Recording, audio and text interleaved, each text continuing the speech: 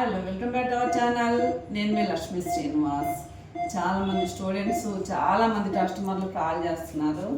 దాదాపు నేను డిసెంబర్ నుంచి కూడా హాస్పిటల్లోనే ఉండటం జరుగుతుంది.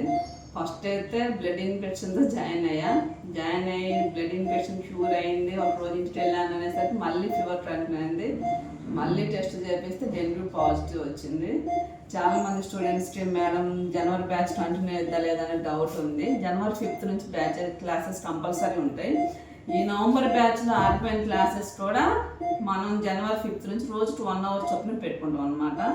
ఈలోపు మీరు ప్రాక్టీస్ మంచిగా చేయండి. అలానే చాలామంది కస్టమర్లు అసలు అలంకృత షాప్లో చాలా కస్టమర్లు బట్టలు ఇచ్చారనమాట. ఆ కస్టమర్స్ కోసం జనవరి 1st కోసం ఇచ్చారు. వీలైనంత వరకు ఇవ్వగలుగుతున్నాం. కొంచెం నేను లేని డిస్టర్బెన్స్ కొంతమందికి అంటే 2-3 ఇచ్చిన వాళ్ళు ఒక్కొక్కటి ఇవ్వటం అలా ఇవ్వడం జరుగుతుంది. కొంచెం సహకరించి ఒక్కసారికి అడ్జస్ట్ అవుతారని కస్టమర్లకి అటు స్టూడెంట్స్ కూడా ఏం చెప్పాలో తెలియదు. నా పరిస్థితి అయితే ఇదనమాట. డెంగ్యూ పాజిటివ్ వచ్చింది కాబట్టి ఖచ్చితంగా హాస్పిటల్లో ఉండాల్సి వస్తుంది. ఇంకొక 2 days ఉండాల్సి వస్తుందేమో బహుశా. వచ్చిన తర్వాత అందరికీ కూడా వీలైనంత 1-2 ఇవ్వడానికైనా నేను ట్రై చేస్తాను. స్టూడెంట్స్ కూడా అంతే. నవంబర్ బ్యాచ్ కొన్ని క్లాసెస్ పెండింగ్ ఉన్నాయి.